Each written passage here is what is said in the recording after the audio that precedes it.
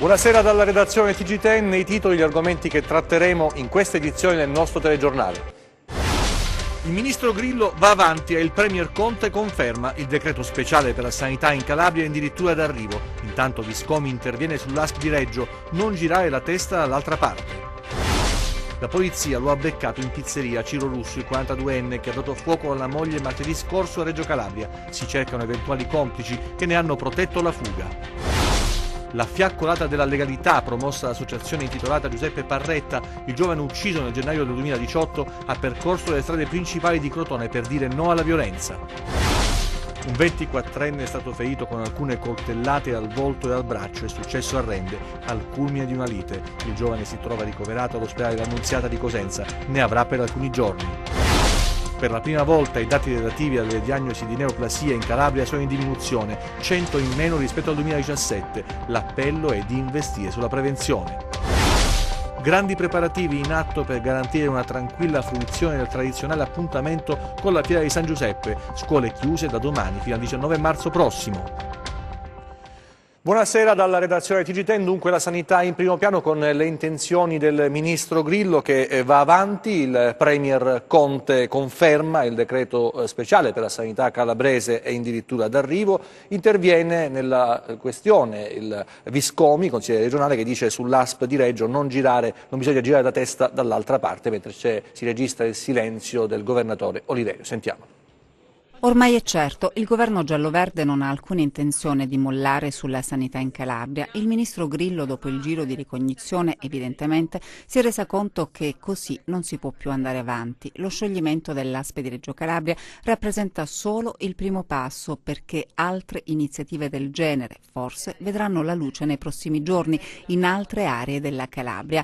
Ma è chiaro che il pezzo forte del governo sarà il decreto di emergenza, che significa azzeramento dei vertici delle aziende, iniziativa forte, non in linea con i principi di costituzionalità già condivisa dal premier Conte, almeno così dicono i parlamentari calabresi del Movimento 5 Stelle. L'annuncio è già forte e lo sarà ancor di più l'atto quando sarà reso noto e diventerà operativo. In tutto questo sorprende che dopo una prima stizzita replica del presidente Oliverio alle parole pronunciate dal ministro, il governatore non sia tornato sull'argomento nemmeno per commentare lo scioglimento dell'ASP Reggina, eppure qualcosa avrebbe potuto e dovuto dire. Chi invece non si è tirato indietro dal prendere posizione sullo spinoso argomento è il deputato del PD Antonio Viscomi, che sul suo profilo Facebook ha invitato tutti a non girare la testa dall'altra parte perché non serve e crea solo danni. È doloroso constatare come un fiume di denaro, anziché essere utilizzato per erogare servizi di qualità nell'interesse dei cittadini, è destinato ad alimentare i mafiosi e compari dei mafiosi. Non limitiamoci a dire, conclude Viscomi, che la mafia e i mafiosi fanno schifo. Proviamo a cambiare lo stato delle cose, perché il futuro lo costruiamo noi qui. Ora, dice bene Viscomi, ma quale ricetta propone per invertire la tendenza? Che cosa fa la politica per aiutare i cittadini a muovere nella direzione auspicata dal parlamentare? Ecco, per attivare un nuovo processo virtuoso occorrerebbe magari che la politica cominciasse a fare un passo indietro nella sanità. Sarebbe già un bel segnale, o no? E a proposito di sanità, finalmente c'è un dato positivo, per la prima volta in Calabria c'è una diminuzione delle diagnosi di tumori, 100 in meno nel 2018 rispetto al 2017. I dati sono contenuti nel volume I numeri del cancro in Italia nel 2018 presentato a Catanzaro. L'inversione di tendenza sarebbe stata determinata dai corretti stili di vita. Vediamo. Il dato è di quelli che vorremmo sentire spesso. In Calabria per la prima volta diminuiscono le nuove diagnosi di tumore. Per essere precisi, nel 2018 i casi sono stati 10.350, 100 in meno rispetto al 2017. Il tumore più diffuso sul territorio è quello del colon-retto, seguito dal cancro alla mammella. E quanto emerge dal volume I numeri del cancro in Italia 2018, realizzato dall'Associazione Italiana di Oncologia Medica e dall'Associazione Italiana Registro Tumori, presentato oggi a Catanzaro. Quale fattore ha determinato il calo dell'incidenza della malattia? Ancora siamo una delle regioni con la più alta sedentarietà. Questo perché si pensa all'attività fisica come un modo per migliorare la forma fisica, ma non anche un modo per ridurre l'incidenza dei tumori. Poi ci sta la tendenza un po' più alta che in altre regioni all'obesità. E per quanto riguarda invece la prevenzione secondaria, cioè la diagnosi precoce, c'è il problema che l'aderenza ai programmi di screening in Calabria ancora è un po' bassina. Prevenzione è la parola d'ordine, da non considerarsi un costo ma un investimento anche per la regione. Il cancro non si distrugge solo con la cura, con la terapia, con la cosa si può combattere e si può combattere meglio con gli stili di vita più appropriati, quindi con la prevenzione. Non solo nel campo dei tumori, oggi è anche la giornata mondiale del rene, anche lì si è investito sempre sulle dialisi, perché con l'aumento della vita media, con l'allungamento della vita media c'era più gente che andava in dialisi, si pensava di costruire dialisi, ora si sta pensando di correggere gli stili di vita e di evitare che la gente arrivi in dialisi. Per tornare ai nostri numeri, i numeri sul cancro, i numeri sono adesso per la prima volta, ripeto, più confortanti, sono un po' in controtendenza. Questo libro, questo testo, questo dato serve a tutti, serve agli operatori sanitari, serve agli amministratori, serve soprattutto alla Regione, perché la Regione deve programmare, deve investire ancora di più in prevenzione. La cronaca adesso è durata meno di 48 ore dalla fuga di Ciro Russo, il pregiudicato che a Reggio Calabria ha dato fuoco alla sua ex, adesso versa in gravi condizioni. L'uomo è stato arrestato ieri sera. È stato arrestato ieri sera, era in una pizzeria. Ciro Russo, 42 anni, il pregiudicato che era evaso dai domiciliari ad Ercolano, nel napoletano, per poi rintracciare a Reggio Calabria la sua ex che ha tentato di uccidere martedì mattina dandole fuoco mentre questa era in auto. Il fatto è avvenuto nei pressi di una scuola, davanti a molti testimoni. L'uomo non aveva lasciato ancora la città a causa della pressione delle forze dell'ordine. È stata una cattura che è arrivata dopo incessanti ore di lavoro da parte della squadra mobile di Reggio Calabria e di investigatori del servizio centrale operativo e diciamo a seguito di questa incessante attività fatta di estrapolazione di immagini di videosorveglianza e soprattutto di pressione sul territorio siamo arrivati a individuarlo e poi fermarlo.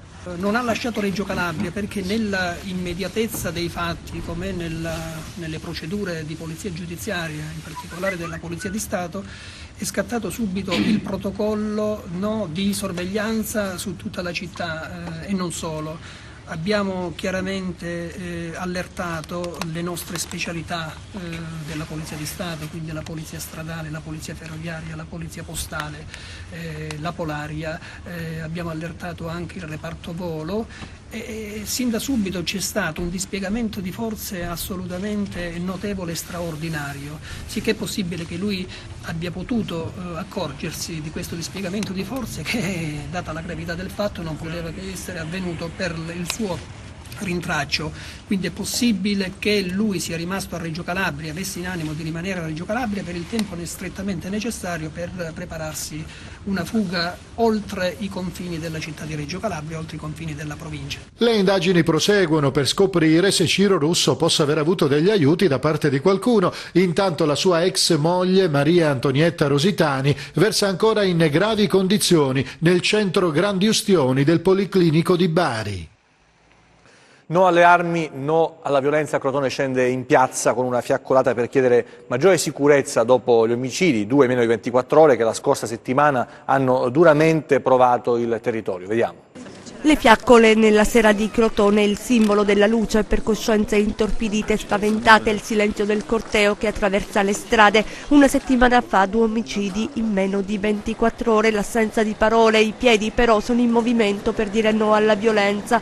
Manifestazione pacifica, si sottolinea, voluta dall'associazione Ad un passo da te Giuseppe Parretta, per condannare l'uso delle armi e chiedere più sicurezza, lo ripete ancora la mamma di Giuseppe, il ragazzo ucciso nel gennaio del 2018. Diciamo no alla violenza, diciamo no all'indifferenza soprattutto, diciamo sì invece alla legalità, perché tante volte le morti si possono evitare facendo una telefonata e comunque è la giustizia che deve fare il suo percorso, quindi non dobbiamo essere troppo purtroppo istintivi, perché il dono della vita è un dono che non ritorna, quindi bisogna essere riflessivi, bisogna chiamare le forze dell'ordine. L'obbligo delle associazioni è quello di vigilare, di sensibilizzare, di fare in modo che tante cose non succedano. Manifestiamo per chiedere giustizia per Stefano, per Giuseppe, per tutte le vittime innocenti, per dire no alla piccola criminalità in questo modo, perché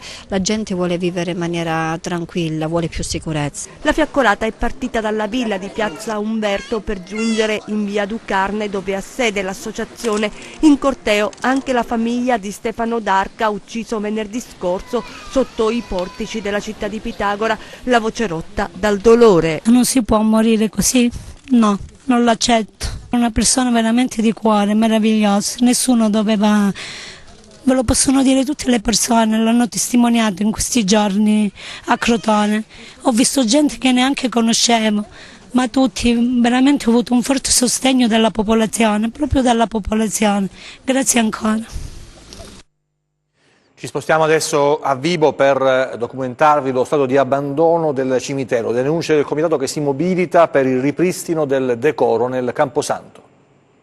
Un cimitero in balia di vandali e delinquenti, teatro di situazioni assurde, con addirittura il furto di bare, oltre che di altri oggetti che adornano le edicole funerarie, abbandonato all'incuria e senza controlli. La situazione a Vibo Valentia è così grave, tanto assurda, in una città ormai così in balia di un'assoluta sciatteria, che nemmeno i morti ricevono il dovuto rispetto. E dinanzi a questa situazione il Comune immagina che la soluzione possa essere addirittura la chiusura domenicale, mettendo in ulteriore difficoltà chi semplicemente chiede di poter portare anche solo un saluto ai propri cari. Così non può andare. Il Comitato Pro Cimitero, che da tempo opera alla ricerca di un difficile dialogo con l'amministrazione comunale, denuncia tutto questo ed altro. La domenica vogliono chiudere il cimitero di Vibo.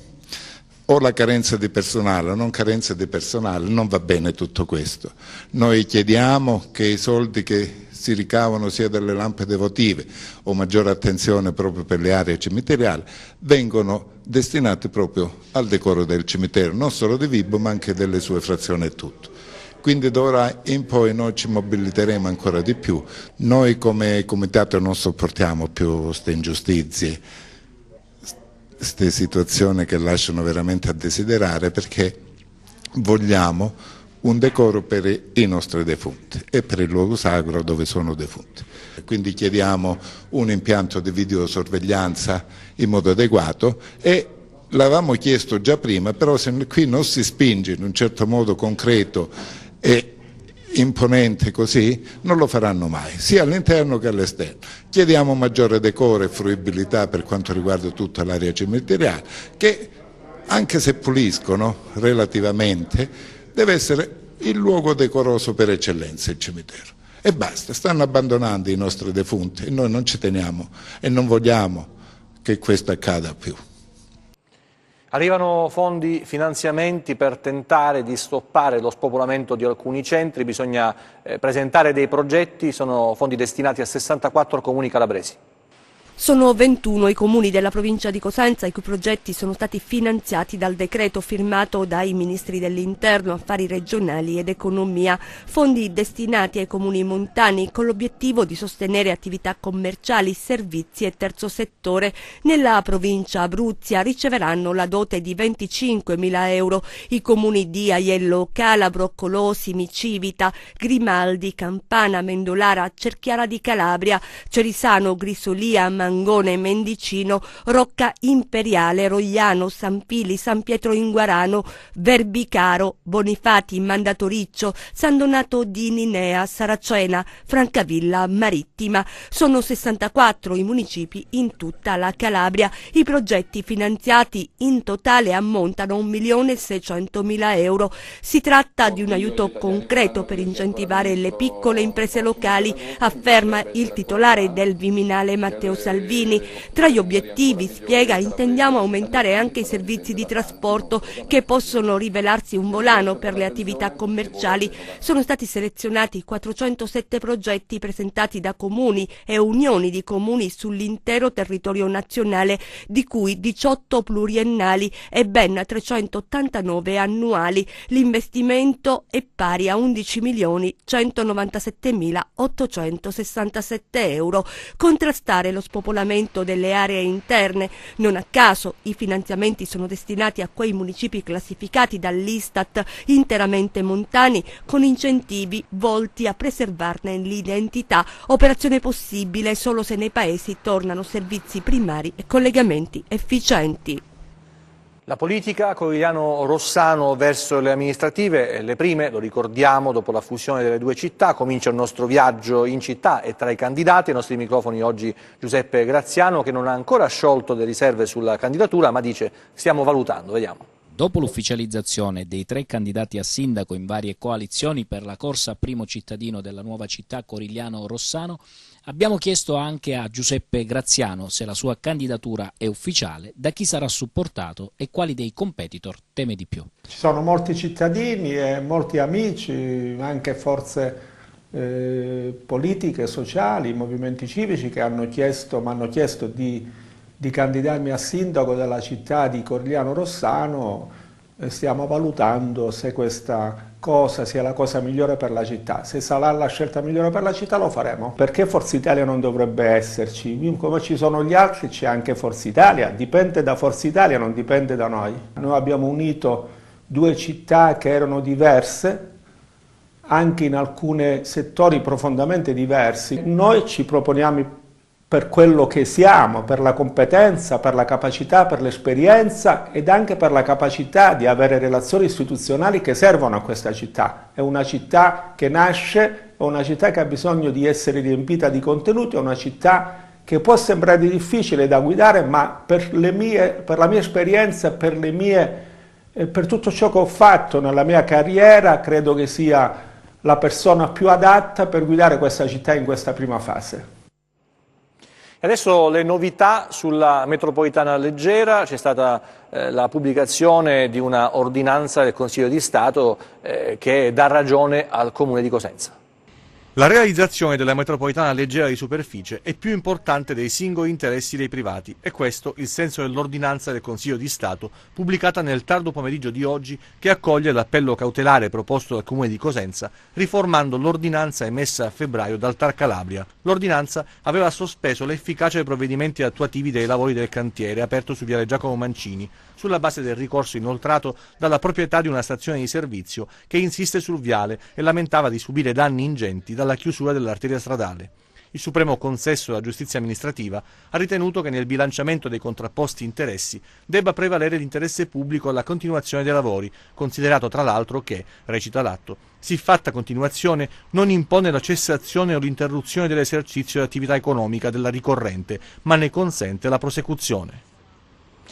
Si è parlato di sviluppo economico e turismo a Fiumefreddo Bruzio nel corso di una tavola rotonda alla quale hanno partecipato l'imprenditore solidale Raffaele Leuzzi, il sindaco di Fiumefreddo Vincenzo Gaudio, Luigi Novello, capogruppo di maggioranza al comune di San Lucido, Sante Blasi, vicepresidente nazionale Enzi, Delli Fabiano, docente unica ed esperta di bandi europei. Tutti hanno concordato sulla necessità di uno sviluppo che deve partire dall'azzeramento della criminalità organizzata. Delli Fabiano ha sottolineato che lo sviluppo del nostro territorio parte dalla consapevolezza dei punti di forza di questa nostra terra, bellezze naturali, clima, agricoltura, luoghi magnifici, università, centri di eccellenza, alta densità di laureati, saperi antichi degli artigiani calabresi, dagli antichi mestieri, dall'altra importante consapevolezza dei nostri punti di debolezza. E adesso le nostre brevi, i nostri 100 secondi di cronaca.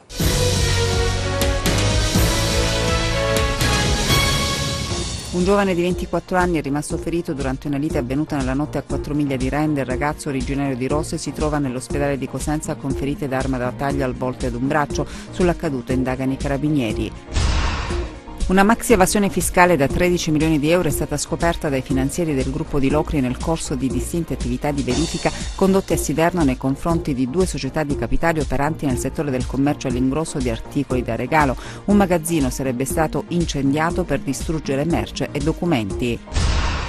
Oltre 5.000 euro falsi sono stati scoperti e sequestrati dalla Guardia di Finanza, che ha anche arrestato un pregiudicato di Soriano Calabro nel Vibonese. In una tasca del giubbotto dell'uomo, custoditi in una busta di cellophane, sono stati rinvenuti 3.770 euro in banconote false da 20 e 50 euro e in quella anteriore del pantalone altri 160 euro in tagli simili ai precedenti. Successivamente, durante una perquisizione nell'abitazione dell'uomo a Soriano Calabro, sono stati ritrovati altri 1.210 euro in banconote contraffatte e 21 grammi di hashish. Perde 700 euro alle slot machine e colpisce l'apparecchio con lo sgabello su cui era seduto. Protagonista un 32enne sorpreso e arrestato dai carabinieri di Lamezia Terme. Nessun ferito ma solo disagio al traffico per l'incidente verificatosi questa mattina a Rende sulla strada statale 107, lunghe code in entrambe le direzioni. Un'auto è sbandata a forse a causa del manto stradale reso viscido dalla pioggia. A Catanzaro adesso presentata la giornata della memoria delle vittime di mafia, in programma il 21 marzo prossimo. La Calabria si prepara alla 24esima giornata della memoria e dell'impegno in ricordo delle vittime innocenti di mafia. A Catanzaro presentata la manifestazione in programma il 21 marzo prossimo, il primo giorno di primavera, simbolo della rinascita. Libera Calabria ha deciso di fare la giornata proprio qui a Catanzaro. La giornata parte con un corteo insieme ai familiari, insieme ai sindaci, insieme agli studenti e a tutte le persone che si accoderanno. È una manifestazione regionale, quindi verranno un po' da tutta la regione. Tante sono già le scuole che hanno chiesto di aderire a questa manifestazione. Proseguirà per tutta la città fino ad arrivare a Piazza Prefettura, dove c'è un palco dove verranno lette gli oltre 1000 nomi di vittime innocenti di mafia. Seguirà poi un collegamento streaming con Don Luigi Giotti, che è alla piazza di Padova. La lettura dei nomi delle vittime innocenti di mafia avverrà contemporaneamente in 400 piazze. Si testimonia la rinascita, si testimonia la vita, si testimonia che le mafie non sono riuscite ad uccidere i nostri cari, perché se c'è memoria, se si ricordano, se si continua a ricordarle, se si continua a fare testimonianza partendo da quei nomi, allora ecco che quelle memorie non moriranno mai. Il 21 marzo sarà dunque un giorno di riflessione, di risveglio e di riscatto. Avviso Pubblico sarà presente a Catanzaro come in tutte le altre piazze per ribadire l'importanza anche dell'impegno degli amministratori, che devono portare avanti una buona politica che poi ovviamente deve essere testimoniata quotidianamente con la propria azione. I lavori su Viale Giacomo Mancini a Cosenza non fermano la fiera, domani inaugurazione nel segno dei fiori. A Cosenza tutto è pronto per la tradizionale Fiera di San Giuseppe, grande festa collettiva che coincide con l'inizio della stagione primaverile e che sarà inaugurata venerdì 15 marzo alle ore 18. Il tema di quest'anno è Un fiore di città e sarà infatti una città in fiore, quella che accoglierà migliaia di visitatori. Quest'anno il tema sarà un fiore di città, è primavera, ci sono tanti fiori, tanti colori, per cui abbiamo 3 aree che allestiremo ad Infiorata. Partiamo da Piazza dei Bruzzi, le fontane di Via Rabbia e la scalinata di Via Calabria. Anche per l'edizione 2019 la Fiera di San Giuseppe registrerà numeri importanti. Non si è affatto ridimensionata per la cantierizzazione di una parte di Viale Mancini, in quanto sono state individuate ulteriori allocazioni. Quest'anno abbiamo circa 600 espositori spalmati su 3.000 stand, quindi avremo in effetti circa 3 km di fiera e arriveremo alla rotonda del Parco Nicolas Green. I primi ad animare l'appuntamento fieristico sono gli espositori di terracotte, vimini e piante che hanno già occupato i loro spazi esponendo in bella mostra le loro merci. Abbiamo un'area degli artigiani quest'anno dove avremo circa 13 artigiani che lavoreranno cuoio, legno, vimini e quindi avremo l'esposizione con dei piccoli laboratori. Oltre al percorso fieristico, per 5 giorni sarà tutta la città ad essere animata da numerosi eventi, tra parate di musicisti e artisti di strada lungo tutta l'isola pedonale, fino alla rievocazione storica dell'antica Fiera della Maddalena voluta da Federico II di Svevia.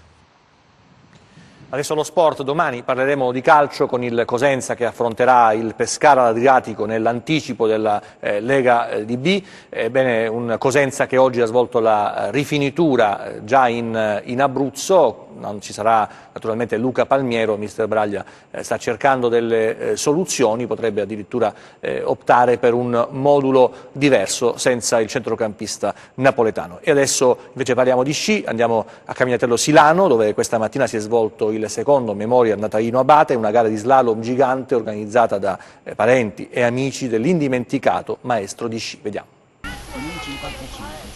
Sport e agonismo in pista per ricordare Natalino Abate per il secondo anno consecutivo sulle piste da sci di Camignatello Silano. Amici e parenti hanno voluto ricordare con una gara di slalom gigante il maestro di sci apprezzato in tutta la provincia. Professore di educazione fisica che è stato un pioniere dello sci nella Sila ed è la seconda volta che stiamo facendo questo memorial. Molti amici, specialmente quello dello sci Camignatello, che è stato uno sci club fondato anche da mio padre, mi danno una mano in questa manifestazione, che è una manifestazione soprattutto di amicizia sportiva, ma di amicizia di livello non competitivo, ma giusto per stare insieme e per ricordare una persona che era un po', è stato un po' il papà di tutti da un punto di vista sportivo e che ci ha dato degli insegnamenti di onestà, di sport pulito. Nonostante il tempo incerto e grazie all'impeccabile organizzazione dello Sci Club Camignatello 1968, in molti hanno deciso di sfidare il freddo e la neve per partecipare ad una giornata di memoria con una gara di sci nella splendida cornice della Sila, resa ancora più bella dalle copiose nevicate dei giorni scorsi. Neve fresca e attrezzatissimi, gli sciatori hanno utilizzato gli impianti di risalita per raggiungere la cima e poi sono scesi a turno giù per dare il via alla sfida. 32, 40 e 37. Poi abbiamo il 53, impiegato 37 e 33.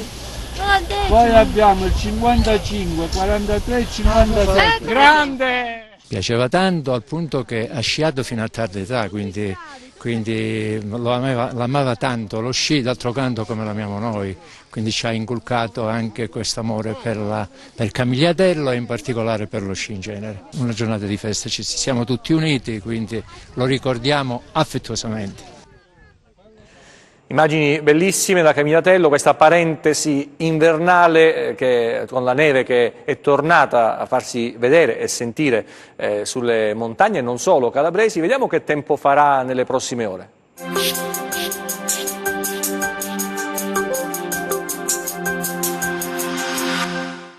Nuovo veloce peggioramento nelle prossime ore per il transito di una perturbazione atlantica, ma seguirà un netto miglioramento già dalla giornata di venerdì. Domani residui piovaschi su Vibonese e Reggino Tirrenico, sereno o poco nuvoloso altrove. Temperature in lieve aumento. Domani molto mosso agitato il Tirreno, poco mosso lo Ionio. Venti deboli o moderati da ovest-nord-ovest, eccetto su coste crotonesi, dove risulterà debole di direzione variabile. Prima di salutarci vi ricordo il nostro sito web www.meteoincalabria.it e la nostra pagina Facebook Meteo in Calabria. TG che finisce qui, ci vediamo nelle prossime edizioni, grazie per la vostra attenzione, arrivederci e ancora buona serata.